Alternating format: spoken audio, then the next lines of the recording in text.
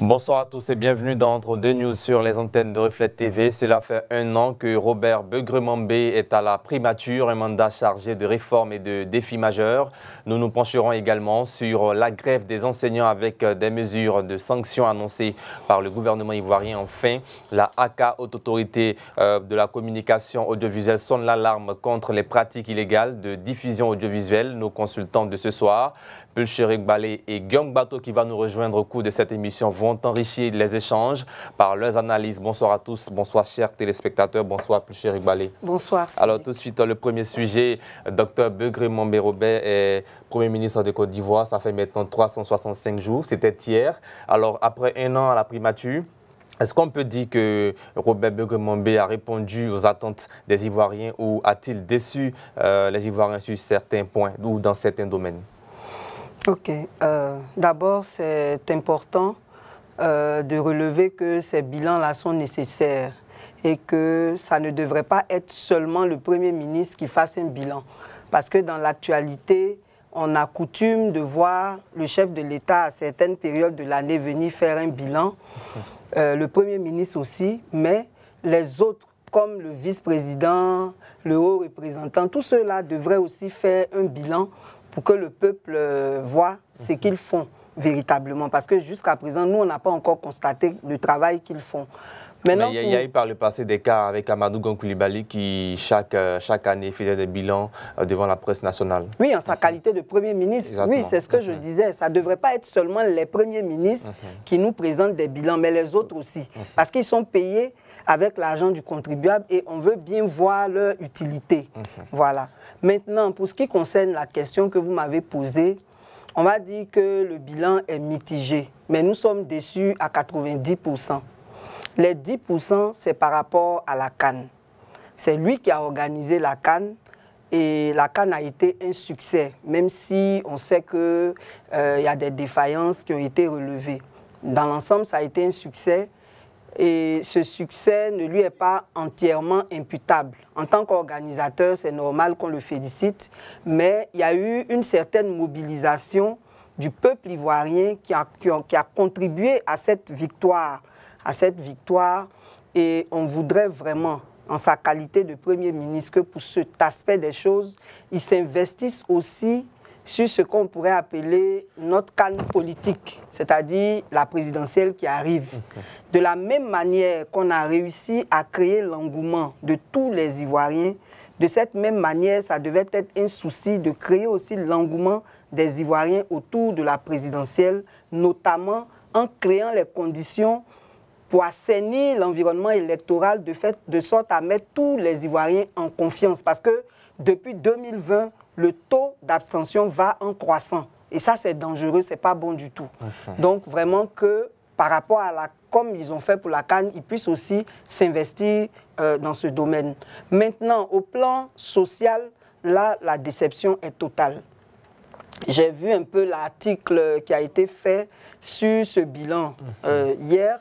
Et on parle de cherté de la vie qui aurait baissé. Bon, moi, je ne sais pas sur quels indicateurs ils se sont basés, mais nous, on va dire que la cherté de la vie a plutôt augmenté. Et cela dans tous les domaines. Dans la santé, dans l'éducation, dans tous les domaines, dans l'alimentation. Est-ce que vous pouvez donner des exemples pour qu'on puisse mieux vous comprendre, nos téléspectateurs, en prenant des exemples dans chaque domaine précis? Oui, ça, ce n'est pas un problème. Vous prenez par exemple le transport. Ils ont augmenté les péages. Ça a augmenté le transport. Avec la dernière augmentation aussi du carburant, le transport a augmenté. Et comme on ne fait pas de contrôle comme il se doit, même les plafonnements qui ont été décidés avant lui n'ont jusque-là pas été appliqués. Donc, on ne peut pas dire que la cherté de la vie a baissé. Voilà. Et bon, ça c'est pour l'alimentation, je parlais des plafonnements. Mais même quand on prend la santé, la dernière fois je disais, tout ce qui a été énoncé comme gratuité, en réalité dans les hôpitaux, on paye pour tout.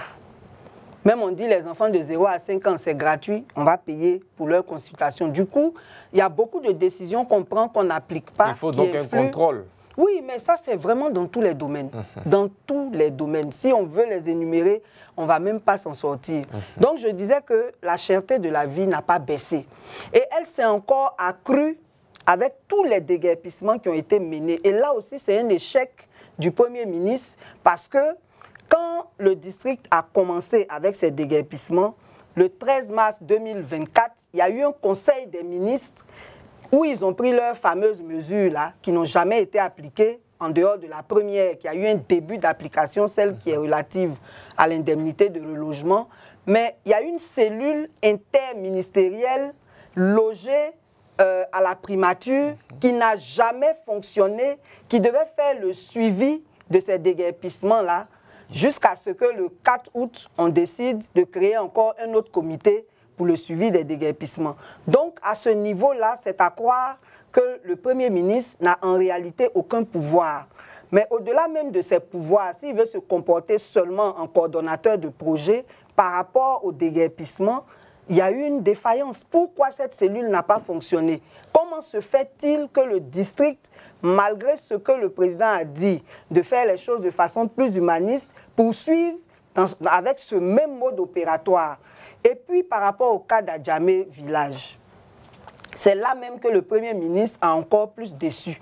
D'abord, quand il a été nommé Premier ministre, est-ce qu'il a exigé qu'il y ait un ébrié en qualité de gouverneur? Mais ce n'est pas son rôle.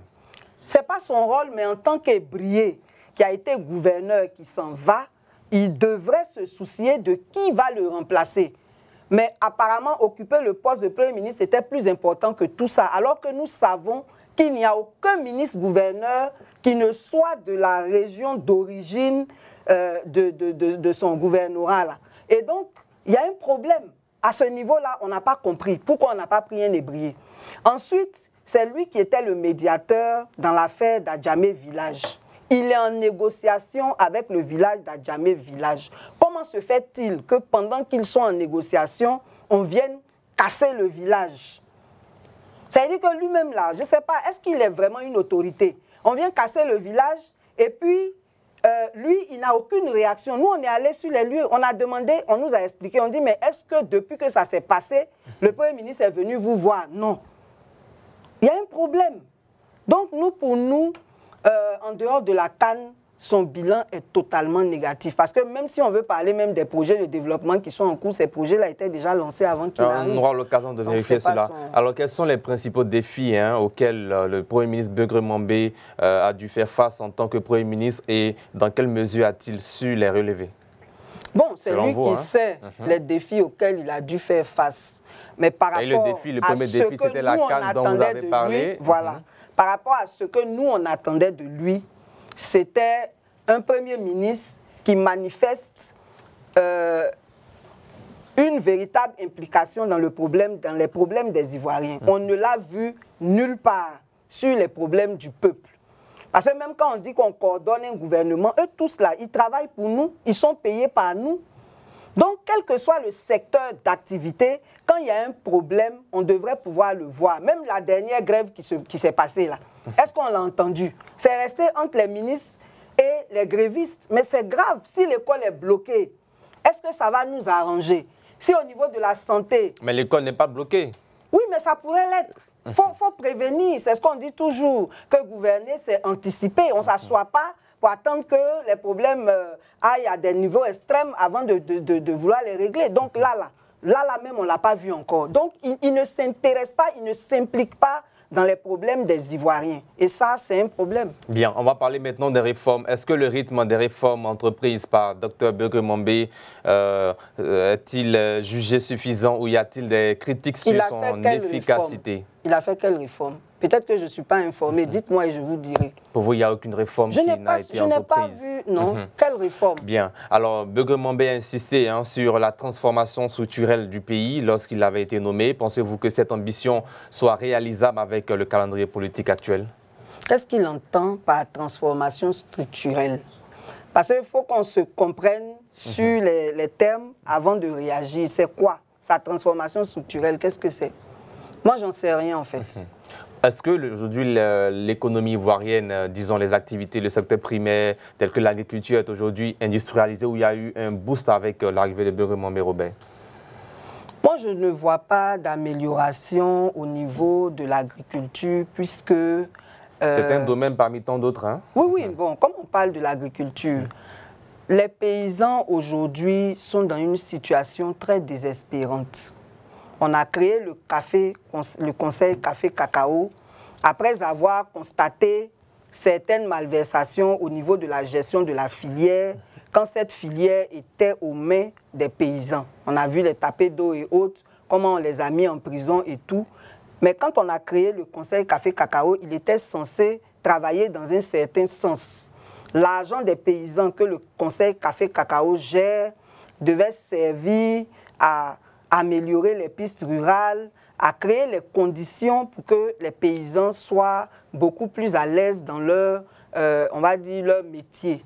Il se trouve qu'aujourd'hui, les paysans sont tellement mal gérés qu'ils veulent récupérer leur filière, mais on ne les écoute pas. Vous avez vu, ce n'était pas sous Begremambé, mais on a vu que quand les paysans ont manifesté, il y a certains qui avaient été arrêtés. Après, on les a libérés parce que chez nous, ici, on règle tout avec les arrestations.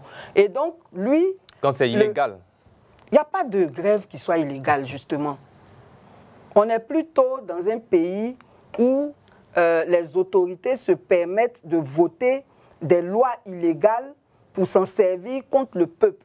Et ces lois-là sont illégales et anticonstitutionnelles parce qu'elles ne sont pas conformes à la Constitution. Sinon, manifester pacifiquement est un droit constitutionnel que nul ne devrait contester, quel que soit son niveau d'autorité. Donc ça, c'est autre chose. Donc on était en train de dire que la situation des paysans ne s'est pas améliorée. Le café ivoirien, le cacao ivoirien est vendu par anticipation. Et le prix qui a été fixé pour cette vente par anticipation est de 7 200. Et dans les principes, les paysans devraient avoir 60% de ces 7 200. C'est ce que le public ne sait pas. Mais et là, quand on passe de 1000 francs à 1800, on dit on est content. Mais là, c'est les 1800, ce n'est pas 60% de 7 200. Matière première, on parle de transformation structurelle. Est-ce que cela a réussi? Est-ce qu'il y a vraiment des avancées à ce niveau? Oui ou non? Bon, moi, je n'en sais rien. Je n'ai pas vu de réforme réelle au niveau de l'agriculture qui me disent que désormais, on a mis en route la mécanisation, on a mis en route la transformation de nos produits agricoles. Bon. Et dans d'autres secteurs? Je dis que je ne connais pas, lui, ces réformes. Par exemple, avec le montage des minibus Iveco en Côte d'Ivoire, ce sont des avancées. Oui, mais ça, c'était sous Begremambé. Bien sûr. Bon, dans tous les cas, on avait ici apprécié cela. Le renforcement du parc automobile également de la Sotra. Oui, la Sotra est une société qui devrait même être, on va dire, partout. On s'est toujours plaint que son parc était insuffisant. S'il a été renforcé, c'est une bonne chose. Mais jusqu'à présent, la pression démographique fait que ce n'est toujours pas suffisant. Mais c'est déjà bon d'avoir renforcé ce parc automobile. C'est pour ça que je disais qu'il aurait fallu qu'on ait la liste de tout ce qu'il appelle, lui, ces réformes-là. Et puis bon, on aurait jugé mieux de la situation. Bien. Alors certains affirment que le Premier ministre n'a pas réussi à renforcer l'unité nationale. Est-ce que vous partagez cet avis? Oui, parce que je ne l'ai jamais vu même parler de la question. Au contraire, il est venu, et vous faites bien de le relever, il est venu à la télévision pour parler de la joie, de ses joies, enfin, ça là, c'est un mépris, à mon avis, des populations. Les gens sont en train de souffrir. Vous ne pouvez pas régler leurs problèmes et vous venez à la télévision pour dire que c'est la somme de ces souffrances-là qui va donner la joie. Et on a vu sur le net certains dire, mais viens prendre nos souffrances pour les transformer en joie, on va voir comment ça se passe. Moi, je n'ai jamais vu le Premier ministre Begremambé, peut-être que ça m'a échappé, j'en sais rien, mais je ne l'ai jamais vu s'impliquer sur les questions d'unité nationale. Peut-être que c'était acquis aussi, hein, les Ivoiriens sont réconciliés, on l'a vu à travers la CAN. Non, c'est ce que les gens prétendent. Et c'est une très mauvaise analyse que de comparer, d'utiliser la CAN comme un exemple pour l'unité nationale. Alors, mais qu'est-ce qui vous dit qu'il n'y a pas d'unité nationale présentement en Côte d'Ivoire, qu'il n'y a pas de cohésion entre les peuples? C'est même pas compliqué. On parle d'unité nationale et de réconciliation parce qu'il y a eu des crises en Côte d'Ivoire. Des crises dont les passifs n'ont pas été bien gérés. Et donc, aujourd'hui, quand vous avez un leader de l'opposition qui est encore en exil, Alors que dans notre constitution, on nous dit que nul ne doit être contraint à l'exil, on ne peut pas parler d'unité nationale. Parce que ce leader qui est en exil là, il a ses parents, il a ses militants qui ne peuvent pas participer à cette unité nationale tant qu'il est là-bas. La Côte d'Ivoire n'a pas interdit à un leader de ne pas venir au pays. Même les derniers exilés qui sont venus là, il y a certains qui ont été emprisonnés, qui sont encore en prison. On a vu Charles Blé Goudé, la CPI, qui est rentré en Côte d'Ivoire, oui, Laurent Gbagbo et bien d'autres personnalités politiques. Justement, à propos de CPI, on est en train de parler d'unité nationale. À propos de CPI, il y a un camp qui a été jugé et acquitté, l'autre camp n'a pas encore été jugé. Mais est-ce que c'est le rôle du Premier ministre? Les victimes ne sont pas aussi indemnisées. Les victimes de tous les camps n'ont pas encore été prises en charge. Donc cette affaire d'unité nationale-là, ça concerne beaucoup de choses. Le premier garant de l'unité nationale, c'est le président de la République.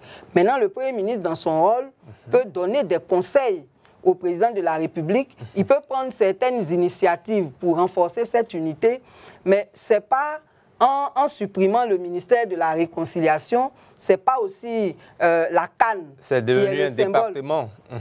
Oui, un département qu'on a fondu dans le ministère de la Solidarité. Mais je veux dire qu'il y a des actes majeurs à poser. Pour qu'il y ait l'unité nationale, il faut que tous ceux qui ont été partie des derniers conflits s'asseyent autour d'une table pour parler.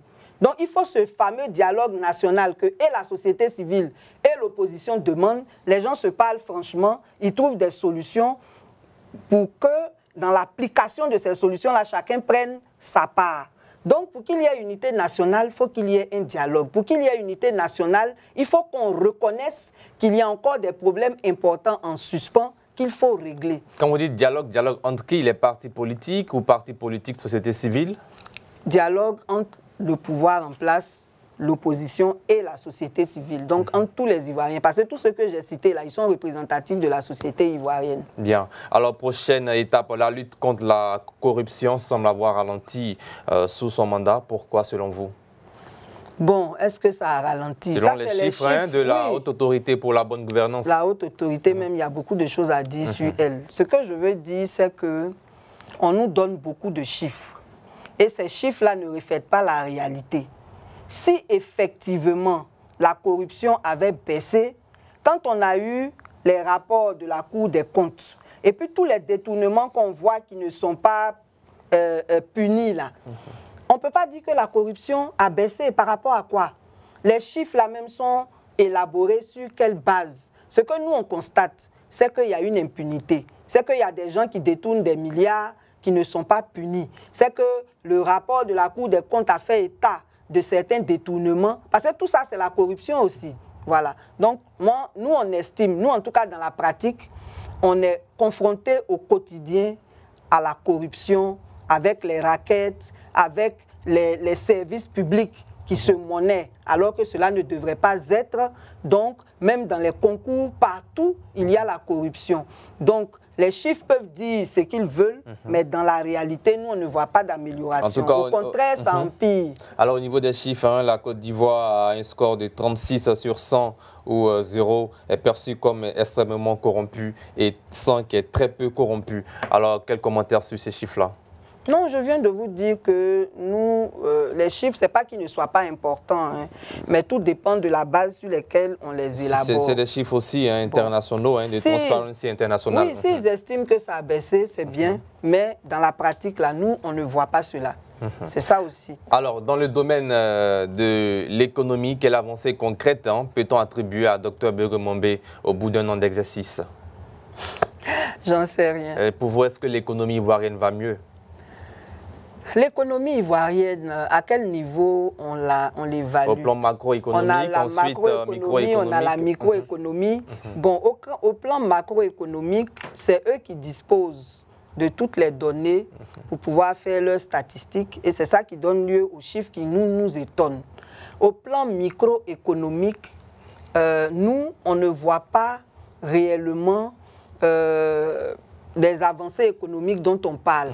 Quand on prend même simplement l'entrepreneuriat, il y a beaucoup d'Ivoiriens qui ont cru en l'appel du gouvernement. qui sont venus de l'étranger, qui ont investi. Actuellement où je vous parle, il y a un jeune qui s'appelle Élisée Kwasi. Il est en prison. Il est en prison, on ne l'a pas encore jugé, mais depuis plus d'1 an, il est en prison et simplement parce que le système des affaires n'est pas géré de façon claire, de façon objective. C'est-à-dire? Lui, il a eu des problèmes avec ses clients. Il est allé à la justice, il a obtenu un papier qui dit que pendant qu'on est en train de faire l'audit, il ne peut pas être l'objet de poursuites. Et c'est malgré cela qu'on l'a emprisonné. On a le cas des VTC. Les gens étaient avec leurs clients. D'abord, ce n'est pas des entreprises qui se sont mises sur le marché dans la clandestinité. Elles ont satisfait certaines exigences pour pouvoir fonctionner. Elles n'ont pas de problème avec leurs clients. L'État lui-même décide de mettre fin à cette collaboration entre eux, à leur contrat, mais sans prendre de mesures pour garantir que les souscripteurs entrent dans leurs fonds, alors que ce n'est pas la première fois. Alors, ça s'est déjà passé à les gens d'agro-business. Dans le climat des affaires, que proposez-vous donc au Premier ministre Birgrim Mambé? Non, ce qu'on propose, c'est d'abord même de faire en sorte que par rapport aux impôts, les nouveaux entrepreneurs ne soient pas asphyxiés. Parce que nous, on a reçu des plaintes selon lesquelles, quand les gens s'en vont se déclarer aux impôts, avant même qu'ils ne démarrent leurs activités, on les soumet au paiement de l'impôt. Alors que soit on aurait pu donner un délai de carence, soit on aurait pu les faire payer à partir du démarrage de leurs activités. Donc ça déjà, ce n'est pas bon pour l'environnement des affaires, ce n'est pas bon pour l'entrepreneuriat. La deuxième chose, c'est que quel que soit le secteur d'activité, quand on a des décisions à prendre, il faudrait associer les acteurs du secteur. Alors que dans la plupart des décisions qui sont prises, on n'associe pas les acteurs du secteur. Et du coup, ce n'est pas productif. Quand on prend par exemple cette affaire de plafonnement des prix pour lutter contre la cherté de la vie, les prix ont été plafonnés sans avoir associé les commerçants. Donc si moi... Mais il y a des organisations qui sont associées, hein, les consommateurs, on a également le Conseil national de la lutte contre la vie chère, tout ça. Bon, moi je ne peux pas parler pour toutes ces organisations. C'est elles qui savent quel rôle elles jouent. Nous, on s'en tient au résultat. Mais si le résultat, c'est que... Si le boutiquier X ne respecte pas les prix donnés par le gouvernement ou le ministère du Commerce, à qui la faute? Avant le respect des prix, il y a la pertinence des prix même plafonnés. Je vous prends un exemple que j'ai déjà donné sur ce plateau. Le sac de riz, le sac de sucre blanc coûte 56 000. Quand vous divisez 56 000 par 50 kilos, ça vous donne 1112 francs le kilo. Et puis on dit à ce commerçant-là de plafonner ça à 950 francs. Où est la logique dans ça? Les commerçants ne sont pas des philanthropes, ils veulent faire des bénéfices. Mais moi, je ne peux pas acheter mon kilo à 1112 francs et puis vous allez venir plafonner ça à 950 francs. Je ne peux pas le respecter. C'est pour le bien de la population. C'est pareil pour l'huile. C'est pour le bien de la population, vous qui luttez contre la vie chère. Mais ce que je suis en train de vous dire là, je n'ai pas dit que ce n'est pas pour le bien de la population, mais si on veut vraiment faire du bien à la population, il faut réfléchir pour pouvoir trouver des solutions qui soient applicables. Bien. Mais quand on prend des solutions qui ne sont pas réalistes, il y a un problème, ça ne s'applique pas et finalement on ne fait de bien à personne. Donc je disais qu'il faut associer les acteurs du secteur à toutes les décisions qu'on prend. Mais comment se fait-il que ces mêmes prix sont respectés dans les supermarchés? Bon, c'est les responsables des supermarchés qui peuvent vous répondre. Peut-être qu'ils n'ont pas les mêmes sources d'approvisionnement, moi j'en sais rien. Mais une chose est sûre, c'est que sur le terrain, ce n'est pas appliqué. Maintenant, si ce n'est pas appliqué, c'est aussi la faute en dehors du fait que les prix ne soient pas pertinents, il y a le fait que le contrôle même n'est pas effectif. Bien. Alors, prochaine étape, la gestion des inondations récurrentes est-elle une réussite pour le Premier ministre Birgrim Mambé Robert? La gestion des inondations... moi, je pense que ce n'est pas une réussite parce que chaque année, quelle avancée? Chaque année, l'Indénié, qui est désormais un carrefour qui ne connaît plus les inondations. Personne n'habite à l'Indénié. C'est une très bonne chose si l'Indénié n'est plus l'objet d'inondations. Mais tout le monde passait par là. À la circulation, c'est une bonne chose. Mais nous, ce qui nous intéresse, c'est le bien-être des populations en tant qu'habitants. Les zones qui sont inondées et à risque, chaque année. À risque ont été déguerpies. Oui. Pour sauver la population ivoirienne. Non. En fait, le problème, c'est lequel? Les zones à risque sont connues. Elles sont connues du ministère de la Construction, elles sont connues du ministère en charge de l'assainissement. Et normalement, si on veut bien gouverner, ces zones-là doivent être traitées pendant la saison sèche. On les connaît et c'est depuis des dizaines d'années. Il y a des zones à risque qui ne sont pas nouvelles.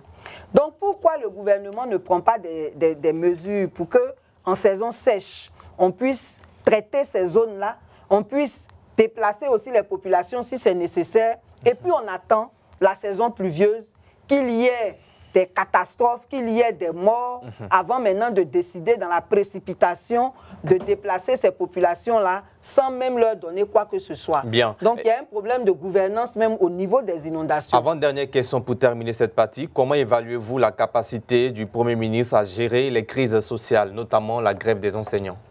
Oui, j'en parlais tout à l'heure. Je n'ai pas entendu qui s'est impliqué dans cette crise. Du coup, il n'est même pas question de sa capacité à les gérer. Il y a une incapacité notoire qui est constatée. Mais il y a des ministres en charge. Oui, les grévistes ont parlé avec leurs différents ministres. Ça n'a rien donné. C'est pour cela que la grève a débuté dès le mardi. Donc, si le Premier ministre voulait vraiment régler le problème, il aurait dû s'en saisir à partir du moment où les ministres de tutelle n'ont pas réussi et que le ministre de la fonction publique négociations menace. Ça ne se poursuit pas, il n'y a pas de négociation. Il y a eu une comédie à la télé en ce qui concerne l'éducation nationale. Ils ont invité les syndicats qui sont contre la grève. C'est avec ces syndicats qu'ils ont parlé, ils ont montré ça à la télé, les gens ont fait des déclarations, mais on n'a pas vu les grévistes là eux-mêmes parler avec la ministre, on ne les a pas vus faire des déclarations à la télé. Donc du coup, tout ce qu'on a vu à la télé... La situation est mal gérée par le gouvernement actuel, dirigé par Dr Begremambé Robert. Quand ces ministres n'arrivent pas à gérer une situation, ils devraient s'en saisir. Alors, il n'a rien fait. Dernière question pour terminer cette partie. Quel bilan faites-vous du leadership de Dr Begremambé en matière de gouvernance locale et de décentralisation? Et puis, quelle comparaison, quelle différence y a-t-il entre sa gouvernance et celle de ses prédécesseurs? Bon, franchement, moi, je ne lui vois aucun leadership positif parce que, comme je vous l'ai dit, en dehors de la CAN, on ne l'a pas vu mener des actions qui nous rassurent sur sa capacité à s'impliquer dans les problèmes des Ivoiriens. J'ai parlé du cas d'Adjamé Benjerville, j'ai parlé du cas des déguerpissements en général. Voilà que pour les enseignants, il n'est même pas capable de se saisir du dossier. Donc, moi, je pense que c'est un poste, en tout cas, on a vu un Amadou Gon Coulibaly très fort. Je ne sais pas quel est le problème de Begremambé. Monsieur Patrick Achi aussi avait un leadership assez fort. Ahmed Bakayoko avant. Voilà, mais lui, franchement, je pense qu'il y a un problème. Je ne sais pas s'il a réellement des pouvoirs. Mais bon, on ne voit rien, franchement. Bien, c'est vous qui le dites. C'est moi qui le dis. Place maintenant au deuxième sujet de cette émission. Grève des enseignants et sanctions prévues par le gouvernement ivoirien. Selon ce que nous aurions lu dans la presse ivoirienne, le gouvernement ivoirien a annoncé qu'il ne payerait pas les jours non travaillés des enseignants grévistes. Pensez-vous que cette décision est juste si elle est avérée? Elle n'est pas juste pour plusieurs raisons. La liberté syndicale et le droit de grève sont légaux. C'est-à-dire qu'on ne se lève pas comme ça pour entrer en grève. Quand on veut entrer en grève, on dépose un préavis. Et le préavis qu'on dépose là, c'est pour susciter le dialogue. Parce que c'est quand le dialogue est rompu qu'on commence à parler de grève. Et les enseignants, si je prends leur cas, on dit qu'ils avaient eu des échanges avec la ministre. Ils étaient dans l'attente d'un atelier pour valider des dernières décisions. Et c'est cet atelier qui ne venait pas. Ils ont cherché à parler avec la ministre, ça n'a pas été possible. C'est comme ça qu'ils ont décidé de faire la grève. Maintenant, entre la période du préavis et la mise en application de la grève, normalement, il y a des échanges qui se font. Il se trouve que dans leur cas, au lieu de discuter avec les grévistes, la ministre a plutôt discuté avec ceux qui sont contre la grève. Bon, quand c'est comme ça, on ne peut pas avoir de résultat. Et la grève est en cours. Donc, à partir du moment où la grève est un droit, il n'est pas normal qu'on fasse des prélèvements sur les salaires parce que les gens auraient grévé. Maintenant, comme nous sommes en Côte d'Ivoire, sous le ministre... Dans un pays des droits. Non, justement. À mon avis, on n'est pas dans un État même. Parce qu'un État est basé sur la justice et sur le droit. Comme et en ça Côte d'Ivoire, pas. Non, il y a la justice. Non, non, pas du tout. Et donc, pour revenir à ce que je voulais dire, c'est que quand le président Ouattara était Premier ministre, il y a une loi qui a été prise en 1992 pour, dit-on, encadrer la grève dans les services publics.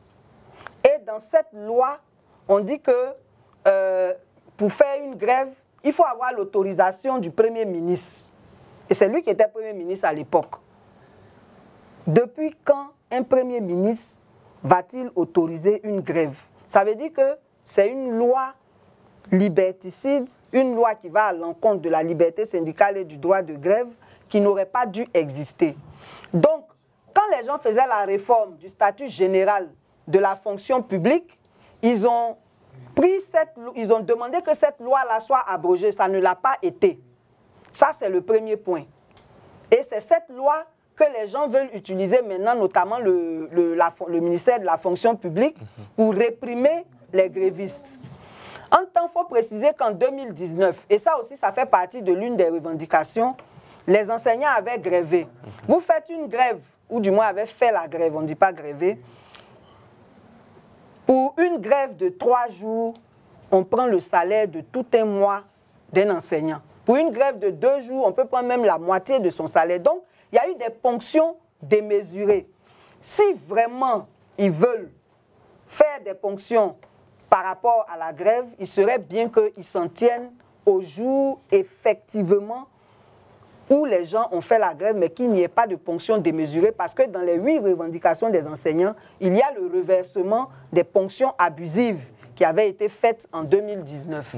Donc, conclusion, il n'est pas dans leur droit de faire cette ponction parce que la grève est un droit. À partir du moment où c'est un droit, ça ne devrait pas être sanctionné. Merci Pucherik Balé. Nous avons été rejoints dans cette émission par Guillaume Bateau. Nous sommes dans la deuxième partie de cette émission, grève des enseignants, des sanctions prévues pour les grévistes. Guillaume Bateau, le gouvernement a annoncé qu'il ne payera pas les jours non de travail des enseignants grévistes. Pensez-vous que cette décision est-elle juste? Non, elle n'est pas juste. Pourquoi? Ben, écoutez, le gouvernement ne doit pas attendre que les enseignants soient obligés d'aller en grève pour dire qu'il va leur retirer de l'argent. J'ai écouté le porte-parole du gouvernement pour dire que ce sont des jours non payés. Non, mais je pense que ce n'est pas juste. C'est pas juste. Il faut pas amener les enseignants à durcir leur position. Je crois que si le gouvernement lui-même appelle à la discussion, c'est que je pense qu'il a le souci de voir les problèmes être réglés. Et ce n'est pas comme ça qu'on règle les problèmes, en faisant des ponctions sur les salaires. Je pense que ce n'est pas la bonne méthode. Il faut recevoir les syndicalistes, il faut discuter avec eux, il faut voir avec eux ce qui est possible de faire maintenant, ce qui n'est pas possible de faire maintenant, ce qui est possible de faire. Et ces syndicalistes ne sont pas des va-t-en-guerre. Moi, je les connais tous, pratiquement tous personnellement. C'est des gens raisonnables qui peuvent comprendre que pour une telle mesure, le gouvernement n'est pas l'entièreté des solutions au moment où on parle. Mais si on leur explique ce qui peut être fait aujourd'hui et ce qui sera fait progressivement, je pense qu'ils comprendront et ils reprendront. Mais aller faire des ponctions sur les salaires, ce n'est pas la meilleure solution. Bien, Pucherik Balé, les enseignants reprochent au gouvernement de ne pas avoir répondu à leurs revendications salariales. Est-ce un problème de dialogue ou de priorité budgétaire selon vous? C'est d'abord un problème de dialogue. Parce que si c'était un problème de priorité budgétaire, on les aurait reçus, on aurait écouté leurs revendications et on aurait vu ce qui est faisable dans le budget actuel et ce qui est faisable plus tard. Mais il n'y a même pas de dialogue, c'est ce que je vous dis. Les grévistes que nous avons vus sur la RTI ne sont pas, enfin, les grévistes, les responsables syndicaux que nous avons vus sur la RTI ne sont pas les grévistes. Ça veut dire qu'il n'y a pas eu de dialogue avec les grévistes. Donc c'est un problème de dialogue et il est souhaitable qu'ils le règlent au plus tôt parce que nous ne voulons pas d'année blanche cette année. Est-ce que les risques de sanctions contre les grévistes pourraient-ils aggraver la crise dans le secteur éducatif? Bien entendu. Si vous ne vous entendez pas avec votre employé et qui cherche à vous rencontrer et que vous faites tous vos efforts pour le contourner et qu'il est obligé de recourir à la grève et qu'au lieu de discuter, vous cherchez à réduire ces revenus qui sont déjà assez maigres. C'est pourquoi d'ailleurs il demande cette prime à l'incitation. Alors, ça ne peut que aggraver la situation. Je veux rappeler que, comme je l'ai dit, les syndicalistes qui sont face au gouvernement ne sont pas de nouveaux venus. Ce sont des gens aguerris, des gens expérimentés. Le porte-parole, le camarade Biblé David, qui est le secrétaire général de la centrale Dignité, et ces camarades que je vois là sont... Donc le gouvernement a plutôt intérêt à s'asseoir. Voilà. Moi je crois que ces vieilles méthodes de contournement, de tentative de discrédit qu'on veut jeter sur les syndicalistes, ça c'est des méthodes qui sont dépassées sur l'année. Les syndicalistes aussi ont intérêt à avoir une unité en leur sein. Mais écoutez, dans un pays, vous ne pouvez pas... S'il y a des gens qui n'ont pas envie de progresser, vous ne pouvez pas les obliger. Chacun est libre de faire ce qu'il veut. Mais ce qui est sûr, c'est qu'il y a des gens qui ont lancé un mouvement de grève, même si on constate que dans le primaire, la grève n'est pas beaucoup suivie, on voit que dans le secondaire est complètement paralysé. Vous prenez Abidjan, oui, le secondaire est technique, le secondaire c'est à la fois général et technique. Vous prenez par exemple Abidjan, le lycée technique, le lycée classique, le lycée Sainte-Marie, le lycée Mami Fété, à Benjaville. Tous ces grands lycées sont fermés. Voilà. Moi je vois... le gouvernement, les ministres défiler dans les salles de classe de primaire pour dire que oui, la grève n'est pas suivie. Non, il ne faut pas cacher le soleil avec la main. Il faut que le gouvernement revienne à de meilleurs sentiments, qu'il s'asseye avec les syndicalistes, qu'il discute avec eux. J'ai entendu le ministre dire qu'il n'y a pas de fonds documentaire. Mais qui doit créer le fonds documentaire? Les problèmes sont posés. Ensemble, on crée le fonds documentaire. On voit le nombre d'enseignants. Les primes qu'ils réclament, les montants qu'ils réclament, on fait les calculs avec les services du gouvernement, je veux dire, du ministère de l'économie et des finances, de la fonction publique, des questions nationales, et on aura le fonds documentaire. Qu'est-ce qu'on appelle fonds documentaire? Non, il n'y a pas de fonds documentaire. Oui, c'est une grève illégale. Oui, non, il ne faut pas. Ceux qui sont en face d'eux ne sont pas des apprentis syndicalistes. Ce sont des syndicalistes chevronnés qui ont fait leurs preuves. J'ai entendu aussi dire qu'il y a eu des... Tout ce qui a été acquis, il a été sans grève. Moi, j'ai envie de sourire. La trêve sociale dont on parle et le déblocage des avancements, c'est la suite de la grande grève de 2017. Voilà, faut pas... Nous sommes tous contemporains, mais toutes les avancées sociales qu'on a pu obtenir dans ce pays-là, à moins que ce ne soit pas la Côte d'Ivoire, ça a été obtenu après des luttes dures. Par exemple, le raccrochage. Pour qu'on mette fin au raccrochage, il y a eu beaucoup de grèves, il y a eu beaucoup de sacrifices. Voilà, donc on est dans une situation où si le gouvernement travaille pour l'intérêt général, je pense qu'il le fait, mais il faut qu'ils acceptent de discuter avec les vrais interlocuteurs et non prendre quelques-uns, jouer les Sénégalais les uns contre les autres, ça ne fait pas très sérieux. Bien, Pucherik Balé, comment jugez-vous la gestion des revendications par le ministère de l'Éducation nationale? Je pense que le ministère de l'Éducation nationale aurait dû tirer les leçons du passé. En 2019, lorsqu'il y a eu la grève des enseignants, pour contourner cette grève, ils ont cru bon d'aller recruter d'autres enseignants. Comme vous ne voulez pas enseigner, on va en prendre d'autres enseignants. Et ces autres enseignants-là, ils ont pris des gens qui n'ont pas le niveau. Ils ont pris des gens de niveau BEPC qui sont devenus par après les contractuels. On ne les a pas formés, parce que 2 mois de formation quand même, ce n'est pas grand-chose. Et puis, on les a mis sur le terrain. Après, maintenant, on avait des problèmes pour payer leur salaire. En toute chose, le dialogue s'impose. Jusqu'aujourd'hui, ils sont en train de traîner la gestion de cette décision pour contourner les revendications des enseignants à l'époque. Et ça fait même partie des 8 revendications des enseignants. C'est-à-dire le problème qu'ils ont créé en 2019, là, ça les suit jusqu'aujourd'hui. Donc, si on apprend à tirer des leçons de notre passé, il y a des erreurs qu'on ne commettra pas de nouveau. Donc, il serait bien qu'ils s'asseyent avec les grévistes là pour se parler. Comme l'a dit Guillaume Bateau, ces syndicalistes-là ne sont pas des va-t-en-guerre. Le chef de file, Bliblé, moi-même j'ai travaillé avec lui à Dignité. Ce n'est pas quelqu'un de violent. Ils sont en train de poser des problèmes réels. Il faut les écouter, trouver des compromis pour avancer. Et c'est ça, la vraie gouvernance là. Ce n'est pas dans les menaces, ce n'est pas dans la violence, ce n'est pas aussi dans le déni de la loi. Mais il n'y a pas eu de violence. Parce qu'eux-mêmes, ils sont autorités là. Quand ils disent que ça c'est illégal, c'est inquiétant. Ça veut dire qu'eux-mêmes là, ils ne maîtrisent pas les textes. Ils prennent dans les textes ce qui les arrange. Et ce qui les arrange, ce sont les textes anticonstitutionnels. Ça veut dire qu'ils ne devraient même pas exister. Et ça, ce n'est pas bon pour l'image de notre administration. Et comment voyez-vous l'évolution de ce conflit si le gouvernement maintient sa ligne dure? Bon, les grévistes sont déterminés, d'après ce qu'on a entendu de leur avec vidéo. Le gouvernement? Oui, mais bon, c'est nous, le peuple, encore, qui allons perdre. Parce que le gouvernement ne pense jamais à nous. Ils prennent leurs décisions, ça nous envoie la guerre. Ils prennent leurs décisions, ça nous envoie année blanche.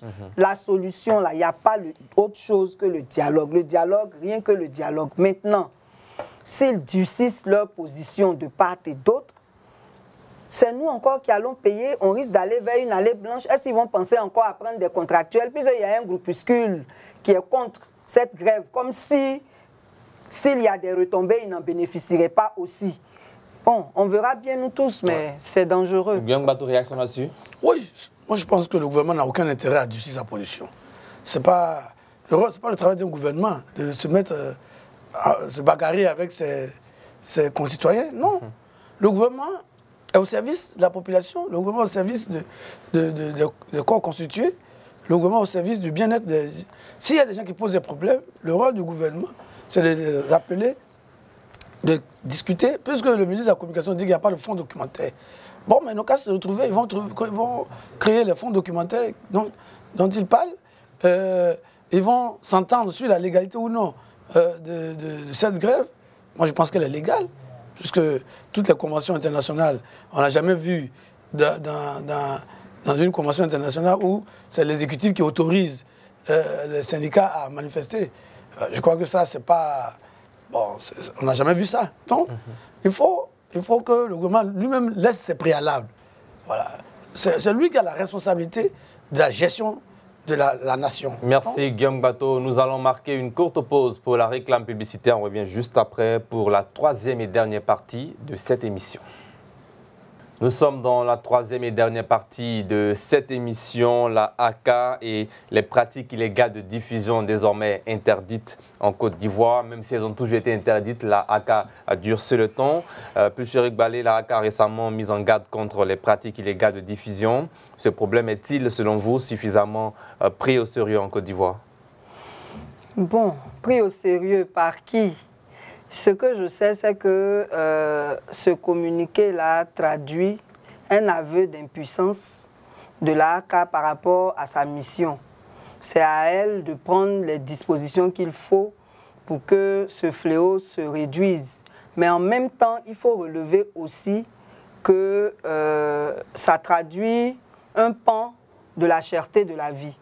Les citoyens ont besoin de s'informer, ils ont besoin d'avoir accès à certaines chaînes et il se trouve que Canal est cher pour les populations. Je ne sais pas si les gens de Canal Plus font des enquêtes de satisfaction, mais dans la population, ce que nous on entend, c'est que c'est cher. Et quand c'est cher, les gens cherchent toujours des solutions parallèles. Elles peuvent ne pas être légales, mais les gens cherchent des solutions parallèles. Donc, si on veut vraiment que ce fléau-là cesse, il faut pouvoir baisser les prix de Canal. Voilà. Parce que 5 000 francs par mois, c'est beaucoup pour certaines personnes. Quand moi, mon SMIC est à 75 000 et que je dois prendre 5 000 francs dedans par mois pour payer Canal, alors que je dois payer mon loyer, mes enfants ont les mêmes transports que les enfants des autres, je dois manger, je dois me soigner. Je fais comment? Donc, je n'ai pas de télévision parce que je ne peux pas payer 5 000 ou bien je trouve des solutions parallèles. Donc, moi, je pense que ça pose le problème du coût même de l'accès à l'audiovisuel. Ça pose aussi le problème de la gestion de la redevance RTI. Parce que nous, quand on était petits, il n'y avait pas de redevance RTI. Et quand on allume la télé, on a automatiquement droit à certaines chaînes, au moins les chaînes nationales. Il se trouve qu'aujourd'hui, il faut payer au moins la TNT.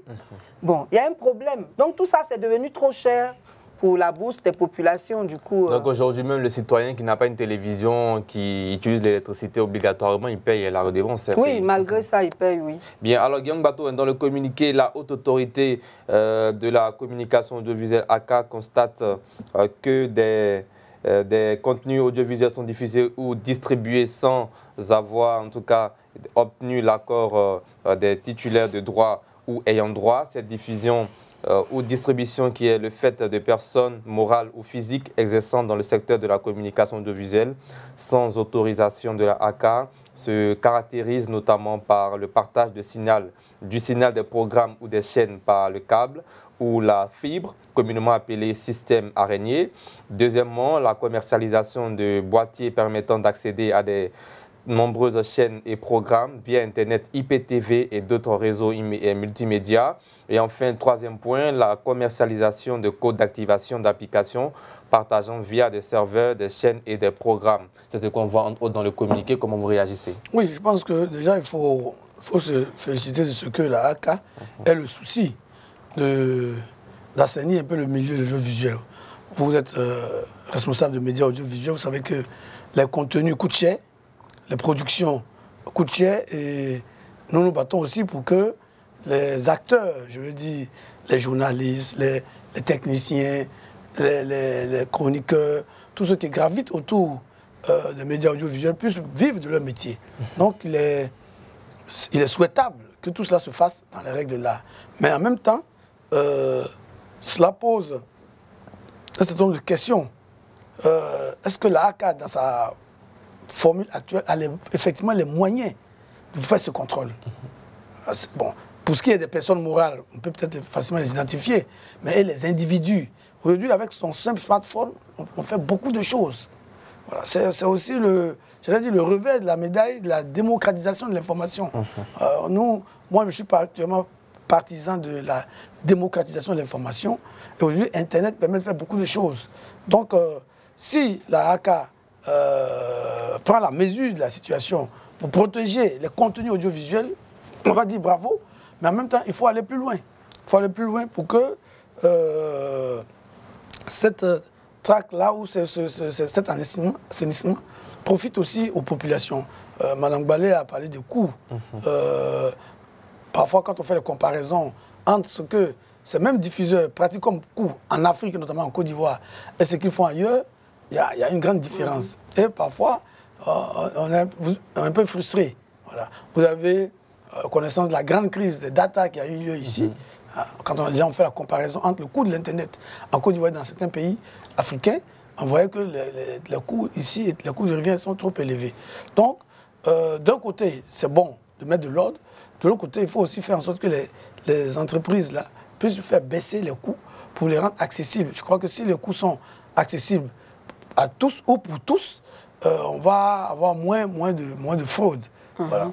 Bien. Puis Chéric Balé, la ACA informe l'ensemble de la population et les opérateurs du secteur de la communication audiovisuelle que ces pratiques sont non seulement illégales, mais au surplus constituent des infractions pénales passibles de peine, d'emprisonnement allant de 6 mois à 5 ans et d'amende allant de 5 millions de francs CFA à 50 millions de francs CFA. Réaction sur cette peine? Bon. D'abord, il y a le fait qu'elle informe. C'est bien d'informer parce que peut-être que certains ne savent pas que ce sont des pratiques illégales.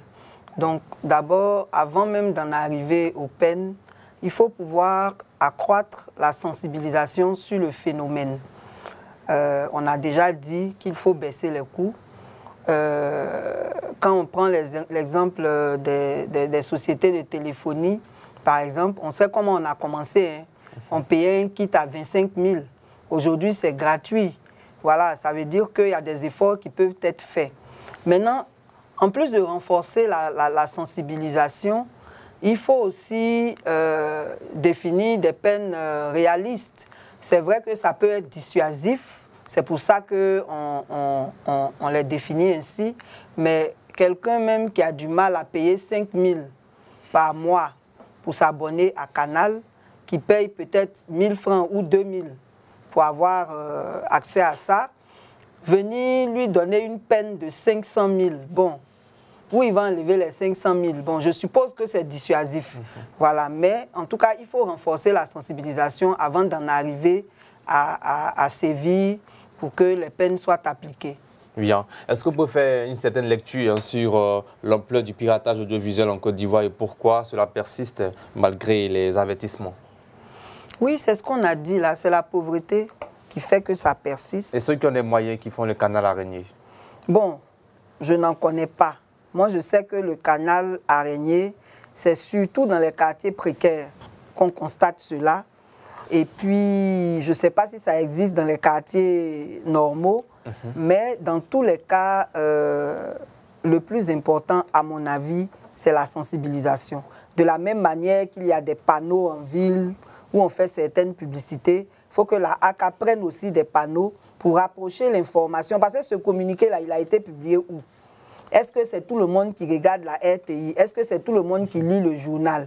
Il y a vraiment un problème aussi de proximité avec les cibles qui ne devraient pas se comporter ainsi. Mais en tout cas, c'est la pauvreté qui oblige les gens à faire ce genre de choses. Je ne pense pas que pour le plaisir, on puisse se mettre dans des pratiques illégales. Guillaume Baton et la pauvreté comme raison, est-ce que vous partagez ce même avis? C'est l'une des raisons. C'est vrai, il y a l'incivisme chronique de certains de nos compatriotes. Oui, mais la pauvreté, oui, la pauvreté, vous savez, moi je disais que la pauvreté est le pire ennemi de l'homme. La pauvreté peut vous amener à faire des choses auxquelles vous ne pensez pas. Donc oui, la pauvreté, le faible niveau de vie des populations, le faible niveau d'éducation des populations, et donc aussi le faible niveau d'information. Voilà, je crois que l'ACA doit se donner les moyens de, comme l'a dit Mme Balé, de sensibiliser, d'aller au contact surtout dans les quartiers populaires et les quartiers précaires, comme elle a dit, mais parler avec les uns et les autres et leur faire comprendre que ces pratiques, non seulement font perdre de l'argent à l'industrie créative, hein, tous les acteurs de ce secteur-là, mais en plus, elles met les personnes qui font cela, là, elles les exposent à la rigueur de la loi. Je pense que si les gens sont suffisamment sensibilisés, s'ils sont suffisamment informés, maintenant, bon, puisqu'il y aura toujours des brebis galeuses, ceux-là pourront être traités conformément à la loi. En tout tas de cause, c'est un vrai problème. On en parle de l'audiovisuel, mais on a oublié. On peut parler aussi de la piraterie des œuvres de l'esprit, les CD ou autres qui sont piratés. Même moi qui suis de la presse écrite, les ventes parallèles, ou du moins les ventes gratuites, les lectures gratuites organisées dans les grandes administrations qui font perdre beaucoup d'argent à la presse écrite. Donc il y a beaucoup C'est-à-dire un journal pour toute une entreprise. Voilà. Oui. Le matin, ils déposent dans la bibliothèque. Les vendeurs de journaux, ils déposent les journaux dans les bureaux et le soir, ils viennent récupérer. Alors que le journal est à 200 ou à 300 francs, le soir, ils viennent récupérer 50 francs par tête. Et le lecteur, il a lu tous les journaux. Lui, il se fait de l'argent, mais l'entreprise n'a rien. Voilà. C'est un des gros phénomènes. Oh, c'est grave. Ah oui, c'est un phénomène qui a plombé beaucoup la presse écrite aujourd'hui. Donc, ce n'est pas seulement dans l'audiovisuel. Donc, il faut que l'État, la ACA, qui est l'organe de régulation, mais aussi l'ANP, qui est pour ce qui concerne la presse écrite, le Burida, pour ce qui concerne les œuvres artistiques, tout cela puisse joindre, se mettre ensemble pour faire un effort, voilà, conjuguer les efforts pour faire en sorte que ce phénomène soit combattu. Parce que si ce n'est pas combattu, c'est des pans entiers de l'économie qui vont s'effondrer. Et malheureusement, même si, pour ce qui concerne les plateformes dont on parle, la plupart sont des contenus étrangers, n'empêche qu'il faut que les moyens soient suffisamment déployés et que, comme les structures que j'ai citées, puissent se mettre ensemble pour pouvoir faire face à ces phénomènes-là. Alors, que faire exactement pour pouvoir encourager une consommation légale des contenus audiovisuels dans notre pays, la Côte d'Ivoire? D'abord, il faut faire respecter la loi. Mais comment faire respecter la loi? Ouais. La loi existe déjà. Oui, mais c'est pour ça que la HACA a commencé à informer, à sensibiliser. Aujourd'hui, c'est vrai, Internet, de la même façon, se développe, mais il y a aussi des mécanismes pour contrôler. Par exemple, aujourd'hui, vous ne pouvez pas dire n'importe quoi sur Facebook, par exemple. Voilà. Parce qu'il y a la police, la lutte contre la cybercriminalité qui est là, mais ces structures-là doivent être utilisées aussi, mises à contribution pour traquer, ne serait-ce que déjà les gens qui sont en entreprise, en vraie entreprise, pour faire ce travail de pillage-là. C'est plus maintenant tracer les individus et pour pouvoir mettre. Le problème qu'on a souvent, c'est qu'on a de bonnes idées, on a de bonnes intentions, mais les moyens ne suivent pas. Voilà. Pour faire ce travail-là, la HACA, je suppose, a besoin de moyens, de beaucoup de moyens pour faire ce travail. Mais vous allez voir, bon, après le communiqué, au moment où on s'attend à ce que la HACA se déploie sur le terrain, bon, souvent les moyens ne suivent pas. Et c'est ça qui est le drame ivoirien. Bien. Place maintenant au carton rouge.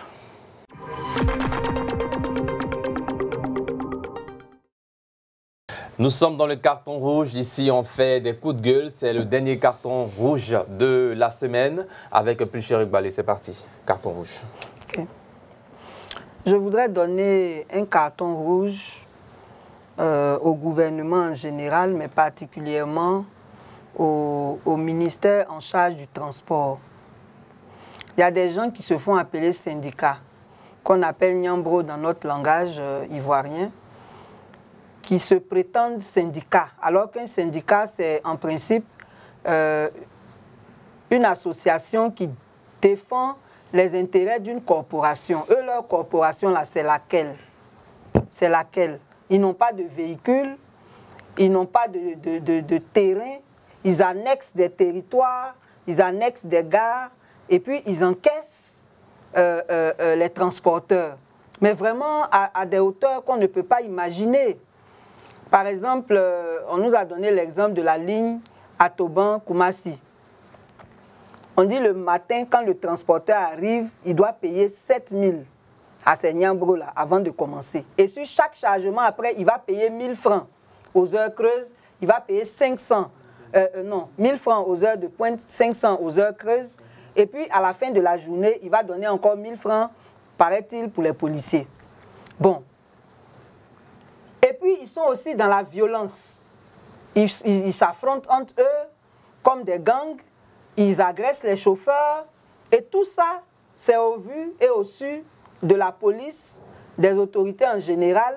Donc, vraiment, je voudrais donner un carton rouge au ministère du Transport parce que c'est une question, et puis aussi au ministère de l'Intérieur, parce que c'est une question de volonté politique de mettre fin aux pratiques de ces Nyambro-là qui non seulement agressent les gens, mais ce qu'ils font là, ça joue aussi sur la cherté de la vie parce que c'est tout ça aussi qui fait que les transporteurs augmentent parfois les prix et aux heures de pointe, ils augmentent, ils changent les prix de façon unilatérale. Et donc vraiment, carton rouge au ministère du Transport et au ministère de l'Intérieur qui ne font rien pour régler cette situation. Bien, Guillaume Bateau, réaction sur ce carton rouge? Oui, bon, je pense que c'est un problème réel. Il faut qu'il soit adressé.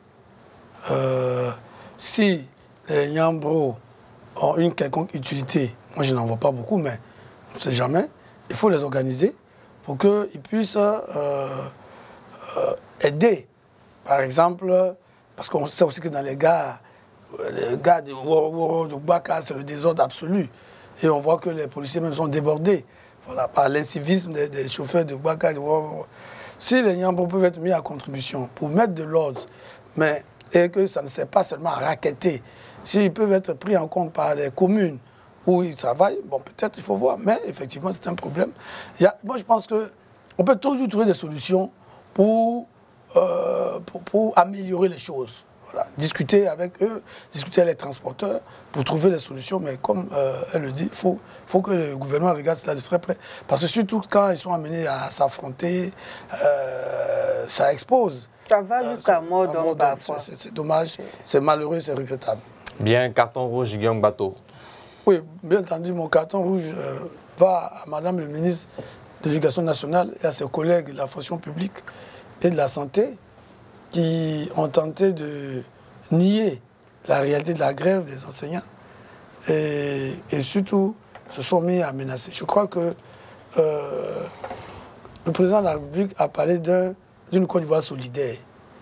Bon, c'est son slogan, mais ces ministres doivent le traduire en actes. La solidarité, moi je comprends que les ministres veuillent défendre leur beefsteak, c'est leur droit, mais quand un problème se pose dans un secteur aussi stratégique que l'éducation nationale, il faut laisser son orgueil de côté et se mettre vraiment à disposition. Je n'ai pas du tout apprécié le fait que les syndicats aient posé les problèmes, déposé les préavis de grève plus de 3 semaines avant, qu'on ait traîné les pieds, qu'on n'ait pas jugé utile de les recevoir. C'est un manque de considération qui ne se justifie pas. Voilà. Avec tout le respect que j'ai pour Madame la ministre Mariette, elle-même elle est enseignante, même si elle enseigne au supérieur. Elle est enseignante. Ce sont ses collègues. Demain, parmi ces syndicalistes, il y a d'autres ministres. Pour être ministre, on n'a pas besoin de passer un concours.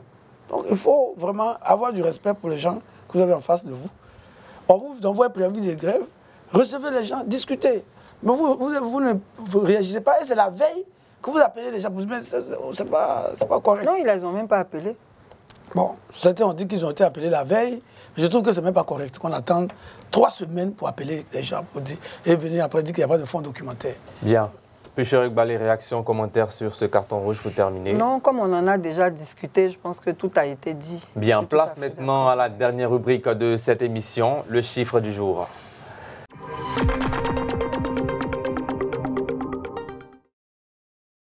Nous sommes dans le chiffre du jour, rubrique dans laquelle je rappelle que nous mettons chaque jour en avant un chiffre en rapport avec la vie de la nation ivoirienne ou de d'autres nations. Le chiffre du jour concerne la Côte d'Ivoire, 5 000. Qu'est-ce que ça vous dit? Kyong Bato, 5 000. Non. Monde universitaire, vous ne voyez pas? Alors, l'opération de libération des chambres illégalement occupées par les étudiants lancée par le gouvernement ivoirien a permis de constater qu'environ 5 000 lits sur un total de plus de 14 000 lits à attribuer aux étudiants étaient occupés soit par des travailleurs et même des fonctionnaires ivoiriens, soit 35% des lits dans les cités universitaires ivoiriennes étaient illégalement occupés. Réaction, commentaire, Guillaume Bato? Je crois que c'est dommage. Des fonctionnaires, hein? Oui, mais où sont les services du centre de CROU? Où sont les services du CROU? Le CROU a démissionné finalement. Je ne sais même pas s'il existe. Pourquoi on parle de démission? Parce que, on va dire que ça, c'est la FESI. Bon, faut pas... Ouais, c'est ça le problème en Côte d'Ivoire. Il ne faut pas leur travail et ils accusent les autres. Ouais. Voilà. Les fonctionnaires, les travailleurs, vont venir nous dire que c'est la FESI qui les a logés. Mais parfois, pour avoir des chambres, il faut passer par la FESI. Hein? Oh, mais bon, écoutez, ça, ce sont des incantations. Voilà, ce sont des incantations. C'est-à-dire, les gens racontent des choses. Oh, il y a des fonctionnaires qui sont affectés à la gestion des cités universitaires. Oh, comment eux s'arrangent pour que la FESI fasse le travail à leur place? Alors qu'ils touchent leur salaire. Il y a un problème. Donc, je crois que ces chiffres-là sont la preuve qu'il y a du travail à faire de la part du ministère de l'Enseignement supérieur, qui doit retrousser ses manches et éviter de chercher les boucs émissaires. La FESI aujourd'hui a le dos et la poitrine très large. Bon, on peut tout mettre sur son dos, mais par moment, après, on se rend un peu ridicule soi-même. Les réactions, 5 000 lits. Oui, c'est vraiment une situation qui est très grave quand on sait que des étudiants dorment en amphi. Voilà, déjà les places étaient insuffisantes et donc constater que 35% de ces places-là sont occupées par des personnes qui n'y avaient pas droit. Si on était dans un état normal, le CROU devait être entièrement renouvelé. Les responsables même devraient démissionner parce que c'est la preuve de leur mauvaise gouvernance, c'est la preuve de l'existence de la corruption au sein du milieu universitaire. Donc, moi, je crois qu'il faut qu'on remplace les responsables des œuvres universitaires, qu'on mette des personnes beaucoup plus responsables, beaucoup plus, on va dire, honnêtes, voilà, pour éviter que ce genre de situation se présente à l'avenir. Est-ce que c'est suffisant, juste remplacer ces responsables? Oui, mais c'est déjà ça. Parce que qu'on le veuille ou non, c'est à eux qu'on a confié la gestion de ces chambres.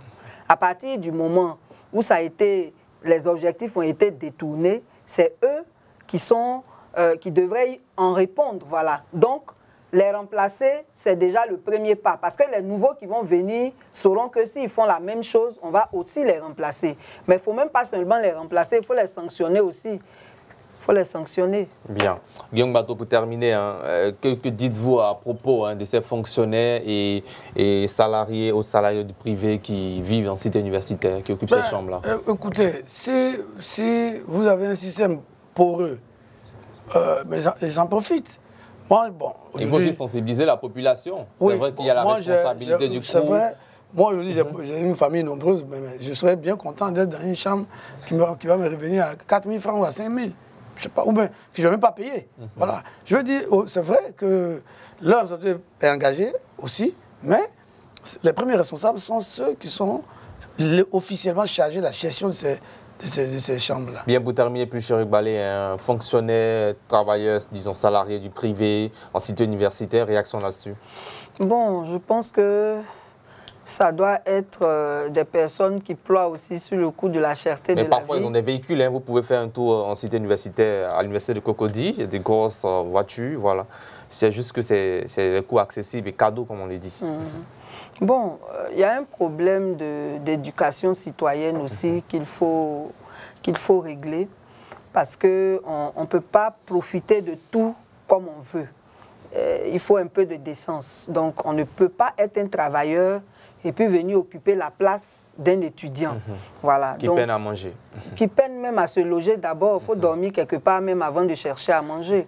Et donc, je crois que ça traduit là toutes les défaillances du système et tout ce qu'il y a à corriger, notamment faire en sorte que les gens soient conscients qu'on ne devrait pas profiter de tout comme ça. Mais en tout cas, la conclusion la plus pertinente, c'est vraiment de remplacer tout cela. Parce que ce qui est mauvais dans notre pays, on découvre des situations, mais on ne sanctionne personne. À partir du moment où on ne sanctionne personne, ça continue. On a dit 5 000 là. Si on veut faire le bilan l'année prochaine, on va trouver 10 000.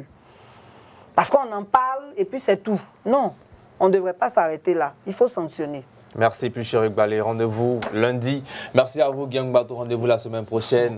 Voilà, ainsi s'achève ce dernier numéro de la semaine de Entre deux News. Une semaine riche en débats et en discussions où nous avons essayé de décortiquer les grandes questions qui animent la Côte d'Ivoire, les grandes questions d'actualité. Merci à tous de nous avoir suivis et à très bientôt. Rendez-vous lundi pour un prochain numéro. Portez-vous bien. Bonsoir.